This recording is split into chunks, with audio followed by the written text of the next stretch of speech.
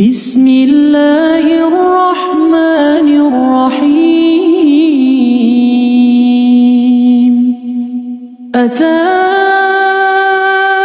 أمر الله فلا تستعجلوه سبحانه وتعالى عما يشركون. ينزل الملائكة بالروح من أمره على من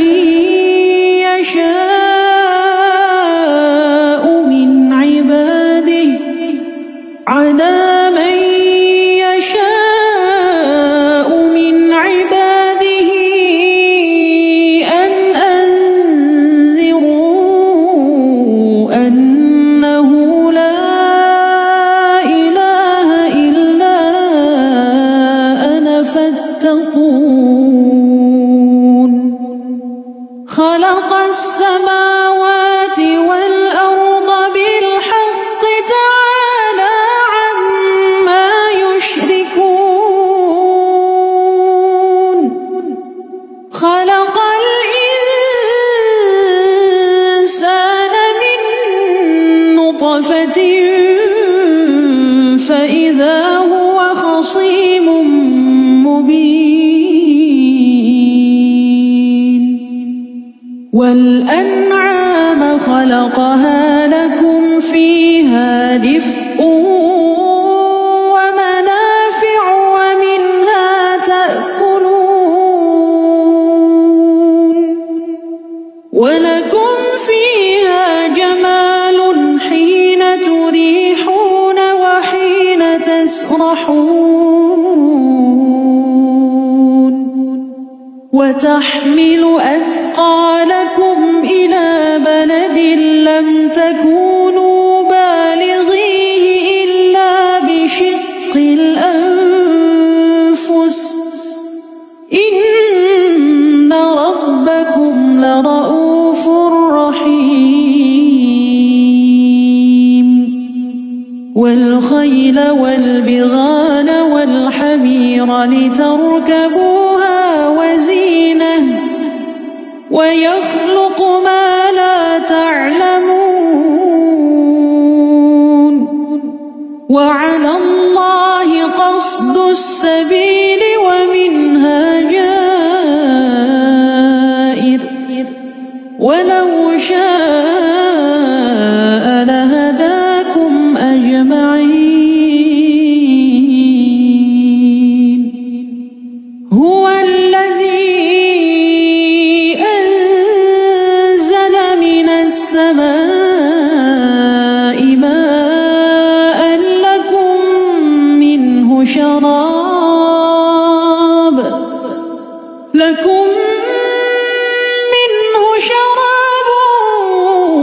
ومنه شجر فيه تسيمون. ينبت لكم به الزرع والزيتون والنخيل والأعناب ومن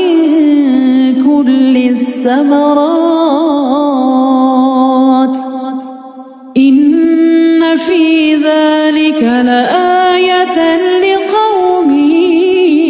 يتفكرون. وسخر لكم الليل والنهار والشمس والقمر والنجوم مسخرات بأمره إن في ذلك لآيات لقوم يعقلون. وما ذرأ لكم في الأرض مختلفا ألوانه إن في ذلك لآية لقوم يذكرون. وهو الذي سخر البحر لتأكلوا منه وتستخرجوا منه حلية تلبسونها وترى الفلك مواخر فيه ولتبتغوا من فضله ولعلكم تشكرون وألقى في الأرض رواسي أن تميد بكم وأنهارا وسبلا لعلكم تهتدون وعلامات وبالنجم هم يهتدون أفمن يخلق كمن لا يخلق أفلا تذكرون وإن تعدوا نعمة الله لا تحصوها إن الله لغفور رحيم والله يعلم ما تسرون وما تعلنون والذين يدعون من دون الله لا يخلقون شيئا وهم يخلقون أموات غير أحياء وما يشعرون أيان يبعثون إلهكم إله واحد فالذين لا يؤمنون بالآخرة قلوبهم منكرة وهم مستكبرون لا جرم أن الله يعلم ما يسرون وما يعلنون إنه لا يحب المستكبرين وإذا قيل لهم ماذا أنزل ربكم قالوا أساطير الأولين ليحملوا أوزارهم كاملة يوم القيامة ومن أوزار الذين يضلونهم بغير علم ألا ساء ما يزرون قد مكر الذين من قبلهم فأتى الله بنيانهم من القواعد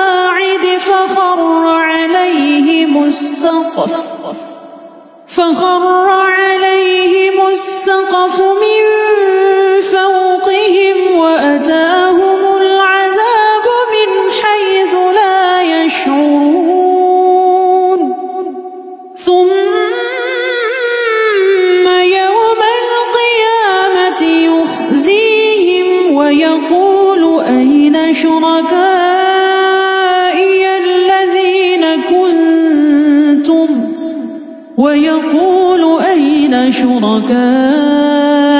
الذين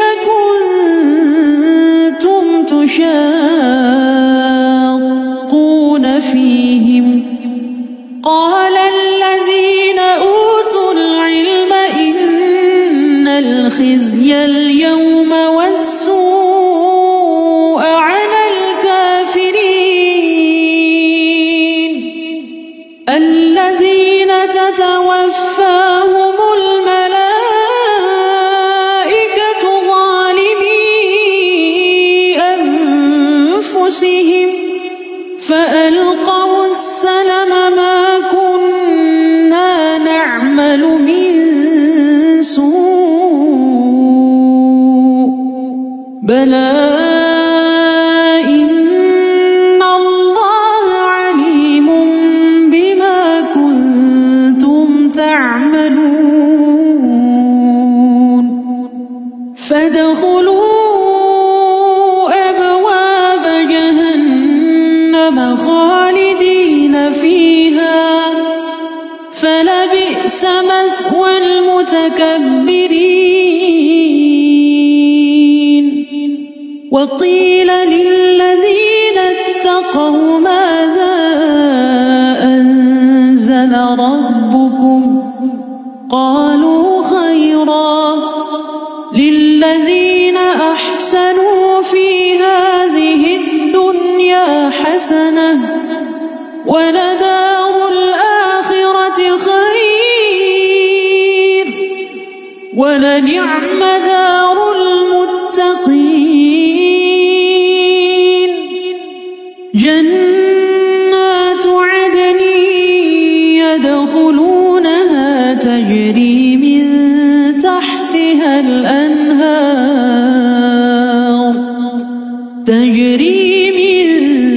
تحتها الأنهار لهم فيها ما يشاءون كذلك يجزي الله المتقين الذين تتوفاهم الملائكة طيبين يقولون سلام عليكم ادخلوا الجنة بما كنتم تعملون هل ينظرون إلا أن تأتيهم الملائكة أو يأتي أمر ربك كذلك فعل الذين من قبلهم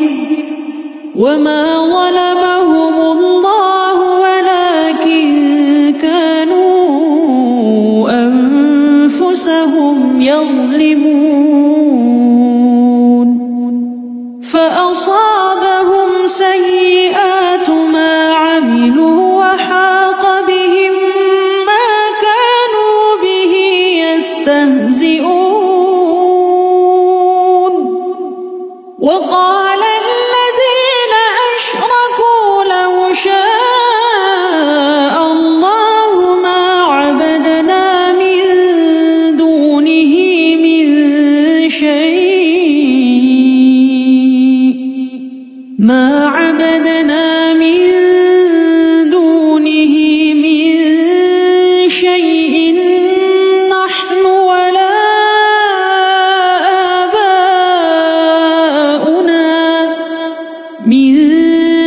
شيء نحن ولا آباؤنا ولا حرمنا من دونه من شيء كذلك فعل الذين من قبلهم فهل على الرسل إلا البلاغ المبين ولقد بعثنا في كل أمة رسولا أن اعبدوا الله واجتنبوا الطاغوت فمنهم من هدى الله ومنهم من حقت عليه الضلالة فسيروا في الأرض فانظروا كيف كان عاقبة المكذبين إن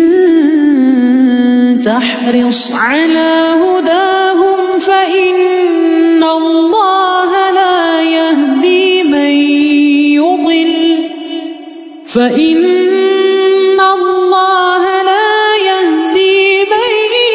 يضل وما لهم من ناصرين وأقسموا بالله جهد أيمانهم لا يبعث الله من يموت بلى وعدا عليه حقا ولكن أكثر الناس لا يعلمون ليبين لهم الذي يختلفون فيه وليعلم الذين كفروا أنهم كانوا كاذبين إنما قولنا لشيء إذا أردناه أن نقول له كن فيكون والذين هاجروا في الله من بعد ما ظلموا لنبوئنهم في الدنيا حسنة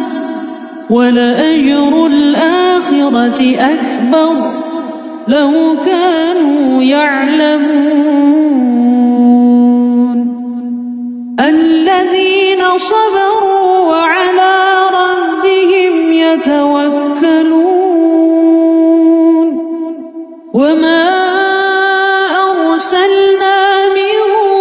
قبلك إلا رجالا نوحي إليهم فاسألوا أهل الذكر إن كنتم لا تعلمون بالبينات والزبر وأنزلنا إليك الذكر لتبين للناس ما نزل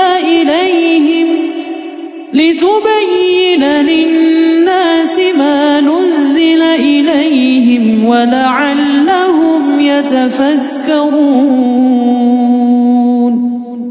أفأمن الذين مكروا السيئات أن يخسف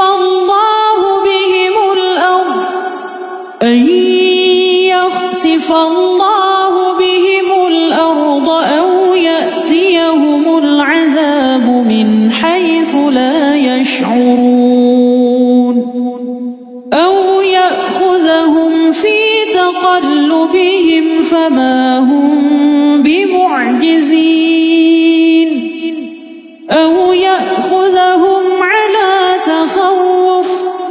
فإن ربكم لرؤوف رحيم أولم يروا إلى ما خلق الله من شيء يتفيأ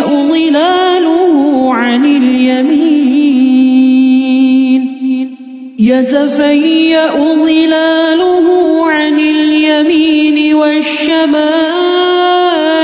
سجدا لله وهم داخرون ولله يسجد ما في السماوات وما في الأرض من دابة وما في الأرض من دابة والملائكة وهم لا يستكبرون يخافون ربهم من فوقهم ويفعلون ما يؤمرون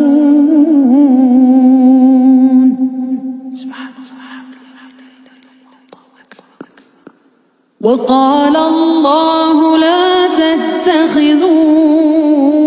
إلهين اثنين إنما هو إله واحد فإياي فارهبون وله ما في السماوات والأرض وله الدين واصبا أفغير الله تتقون وما بكم من نعمة فمن الله ثم إذا مسكم الضر فإليه تجأرون ثم إذا كشف الضر عنكم إذا فريق منكم بربهم يشركون ليكفروا بما آتيناهم فتمتعوا فسوف تعلمون ويجعلون لما لا يعلمون نصيبا مما رزقناهم تالله لتسألن عما كنتم تفترون ويجعلون لله البنات سبحانه ولهم ما يشتهون وإذا بشر أحدهم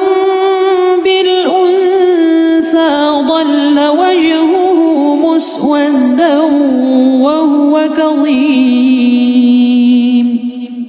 يتوارى من القوم من سوء ما بشر به أيمسكه على هون أم يدسه في التراب ألا ساء ما يحكمون للذين لا يؤمنون بالآخرة مثل السوء ولله المثل الأعلى وهو العزيز الحكيم ولو يؤاخذ الله الناس بظلمهم ما ترك عليها من دابة ما ترك عليها من دابة ولكن يؤخرهم إلى أجل مسمى فإذا جاء أجلهم لا يستأخرون ساعة ولا يستقدمون ويجعلون لله ما يكرهون وتصف ألسنتهم الكذب أن لهم الحسنى وتصف ألسنتهم الكذب أن لهم الحسنى لا جرم أن لهم النار وأنهم مفرطون تالله لقد أرسلنا إلى أمم من قبلك فزين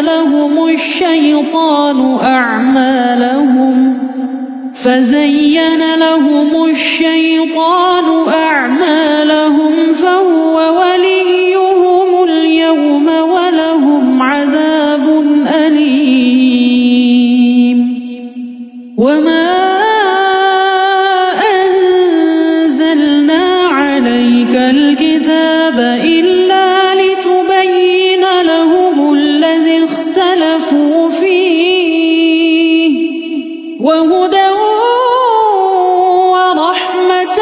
لقوم يؤمنون والله أنزل من السماء ماء فأحيا به الأرض بعد موتها إن في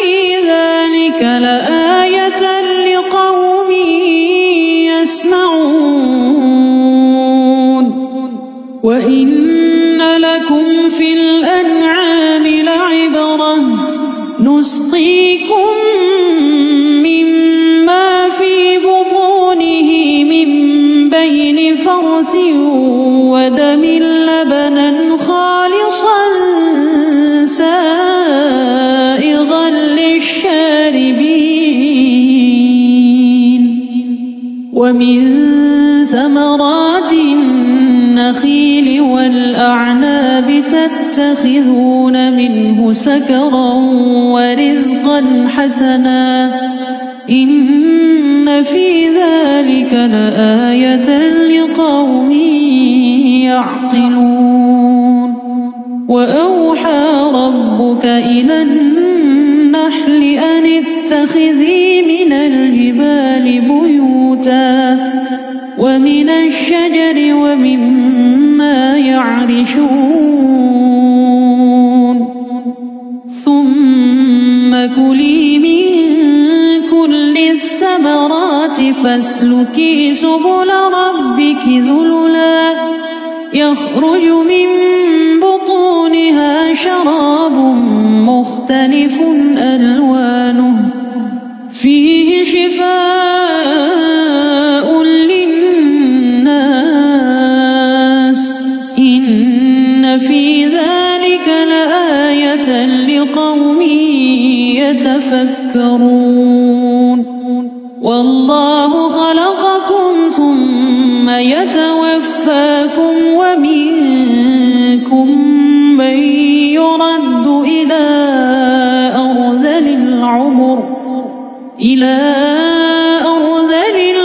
لكي لا يعلم بعد علم شيئا إن الله عليم قدير والله فضل بعضكم على بعض في الرزق فما الذين فضلوا براد رزقهم على ما ملكت أيمانهم فهم فيه سواء أفبنعمة الله يجحدون والله جعل لكم من أنفسكم أزواجا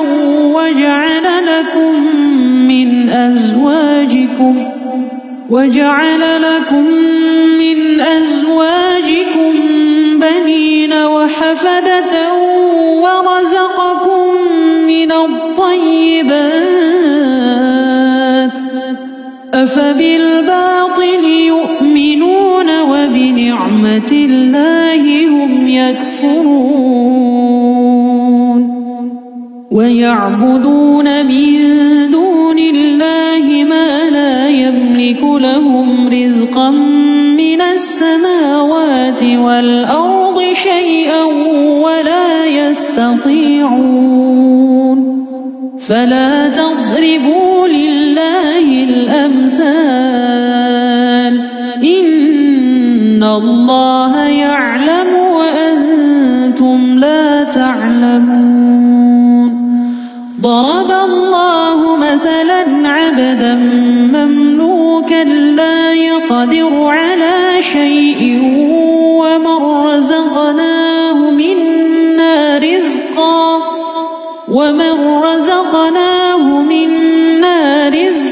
حسنا فهو ينفق منه سرا وجهرا هل يستوون الحمد لله بل أكثرهم لا يعلمون وضرب الله مثلا رجلين أحدهما أبكم لا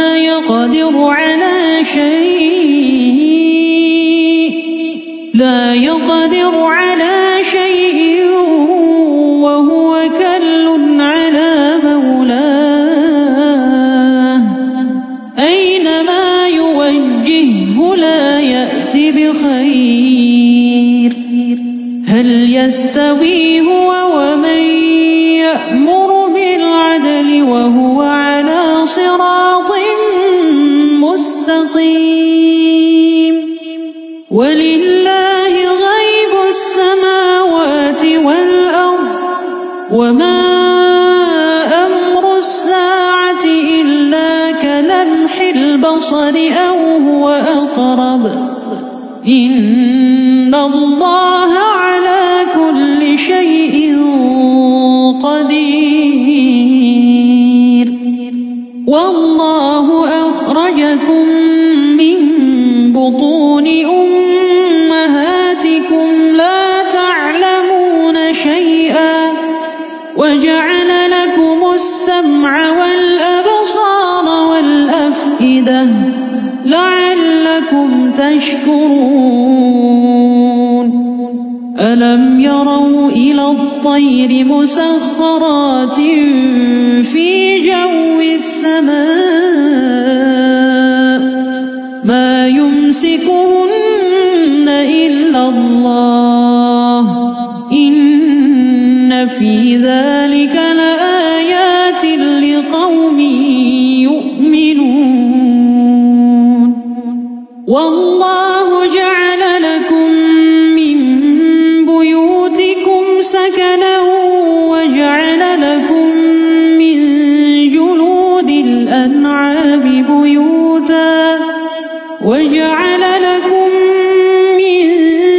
جلود الأنعام بيوتا تستخفونها يوم ظعنكم ويوم إقامتكم ومن أصوافها وأوبارها وأشعارها أثاثا ومتاعا إلى حين والله جعل لكم مما خلق ظلالا وجعل لكم من الجبال أكنانا وجعل لكم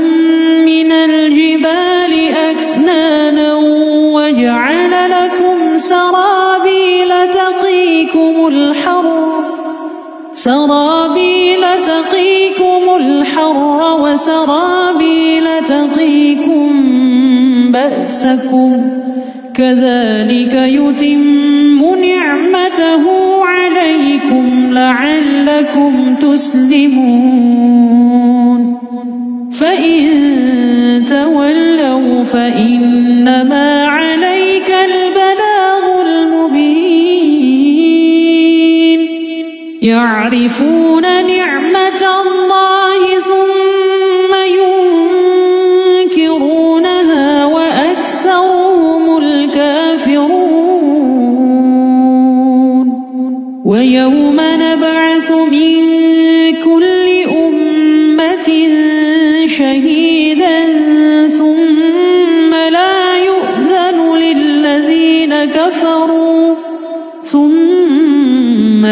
يؤذن للذين كفروا وما هم يستعتبون وإذا رأى الذين ظلموا العذاب فلا يخفف عنهم ولا هم ينظرون وإذا رأى الذين أشركوا شركاءهم قالوا ربنا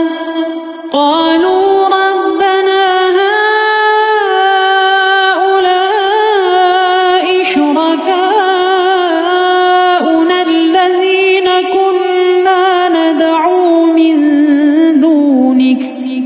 فألقوا إليهم القول إنكم لكاذبون وألقوا إلى الله يومئذ السلم وضل عنهم ما كانوا يفترون الذين كفروا وصدوا عن سبيل الله زدناهم عذابا فوق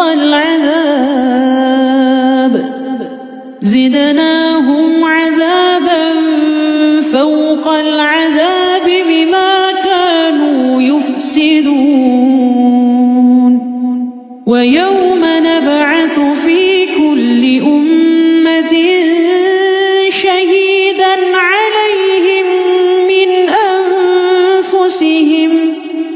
شهيدا عليهم من أنفسهم وجئنا بك شهيدا على هؤلاء ونزلنا عليك الكتاب تبيانا لكل شيء وهدى ورحمة وبشرى للمسلمين. إن الله يأمر بالعدل والإحسان وإيتاء ذي القربى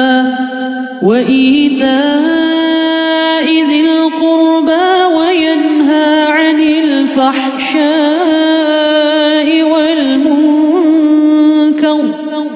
والمنكر والبغي يعظكم لعلكم تذكرون.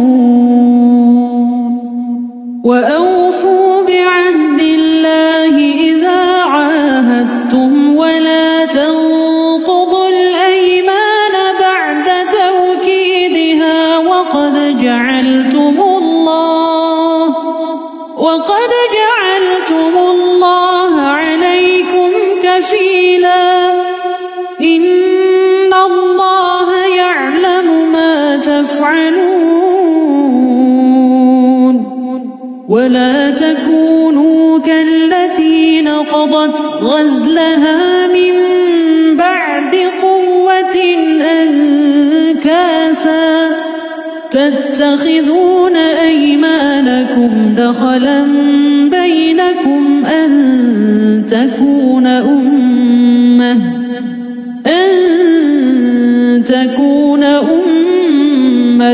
هي أربى من أمة إنما يبلوكم الله به وليبينن لكم يوم القيامة ما كنتم فيه تختلفون. ولو شاء الله لجعلكم أمة واحدة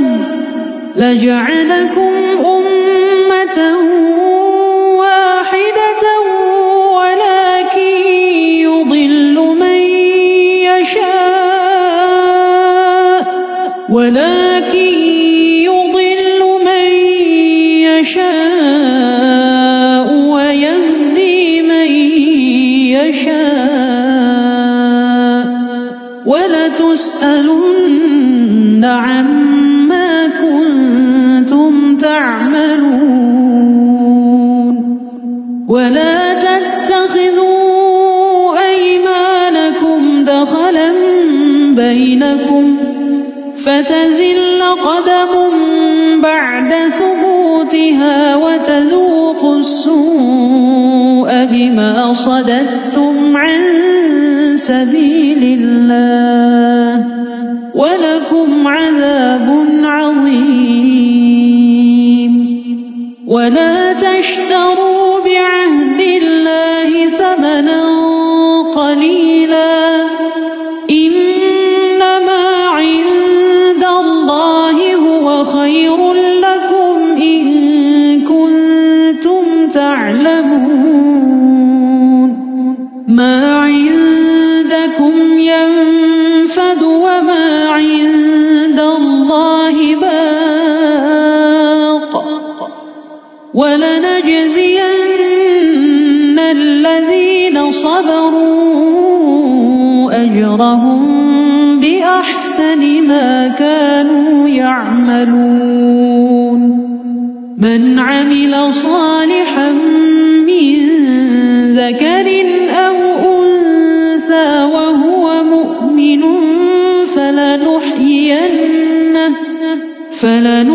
فلنحيينه حياة طيبة ولنجزينهم أجرهم بأحسن ما كانوا يعملون. فإذا قرأت القرآن فاستعذ بالله من الشيطان الرجيم إنه ليس له سلطان على الذين آمنوا وعلى ربهم يتوكلون إنما سلطانه على الذين يتولونه والذين هم به مشركون وإذا بدلنا آية مكان آية والله أعلم بما ينزل قالوا إنما أنت مفتر بل أكثرهم لا يعلمون قل نزله روح القدس من ربك بالحق ليثبت الذين آمنوا وهدى وبشرى للمسلمين ولقد نعلم أنهم يقولون إنما يعلمه بشر لسان الذي يلحدون إليه أعجمي وهذا لسان عربي مبين إن الذين لا يؤمنون بآيات الله لا يهديهم الله ولهم عذاب أليم إنما يفتري الكذب الذين لا يؤمنون بآيات الله وأولئك هم الكاذبون من كفر بالله من بعد إيمانه إلا من أكره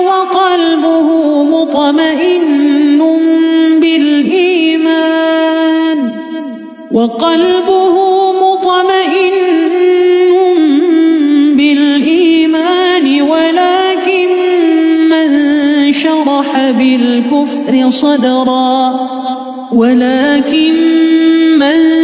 شرح بالكفر صدرا فعليهم غضب من الله ولهم عذاب عظيم ذلك بأنهم استحبوا الحياة الدنيا على الآخرة وأن الله لا يهدي القوم الكافرين أولئك الذين طبع الله على قلوبهم وسمعهم وأبصارهم وأولئك هم الغافلون لا جرم أنهم في الآخرة هم الخاسرون ثم إن ربك للذين هاجروا من بعد ما فتنوا ثم جاهدوا وصبروا إن ربك من بعدها لغفور رحيم يوم تأتي كل نفس تجادل عن نفسها وتوفى كل نفس ما عملت وهم لا يظلمون وضرب الله مثلا قرية كانت آمنة مطمئنة يأتيها رزقها رغدا من كل مكان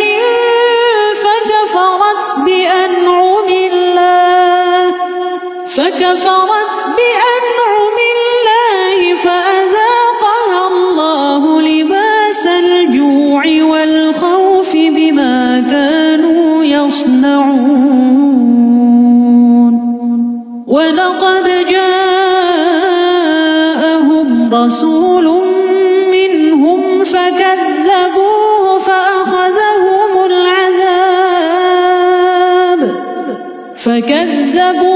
فأخذهم العذاب وهم ظالمون فكلوا مما رزقكم الله حلالا طيبا واشكروا نعمة الله إن كنتم إياه تعبدون إنما حرم عليكم الميتة والدم ولحم الخنزير وما أهل لغير الله به فمن اضطر غير باغ ولا عاد فإن الله غفور رحيم ولا تقولوا لما تصف ألسنتكم الكذب هذا حلال وهذا حرام لتفتروا على الله الكذب إن الذين يفترون على الله الكذب لا يفلحون متاع قليل ولهم عذاب أليم وعلى الذين هادوا حرمنا ما قصصنا عليك من قبل وما ظلمناهم ولكن كانوا أنفسهم يظلمون ثم إن ربك للذين عملوا السوء بجهالة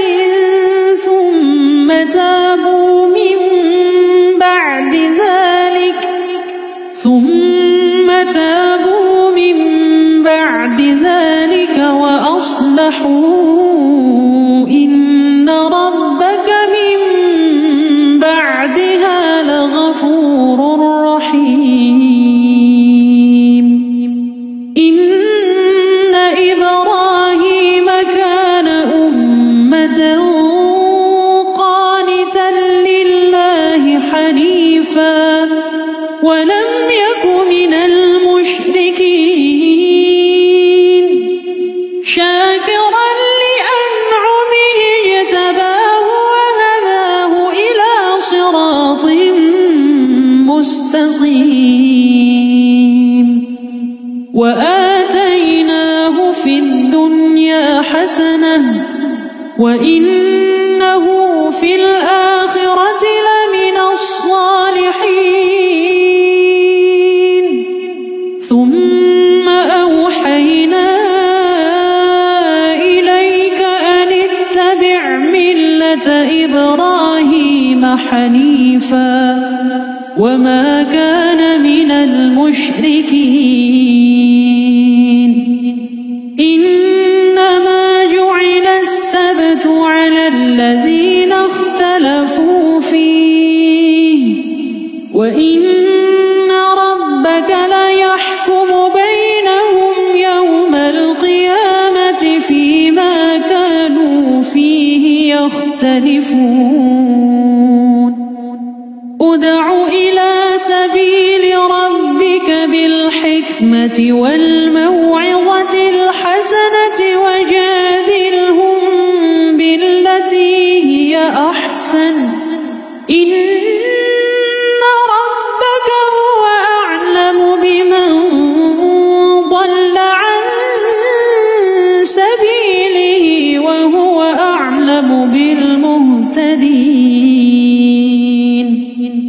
وإن عاقبتم فعاقبوا بمثل ما عوقبتم به ولئن صبرتم لهو خير للصابرين واصبر وما صبرك إلا بالله ولا تحزن عليهم ولا تك في ضيق مما يمكرون إن الله مع الذين اتقوا والذين هم محسنون. صدق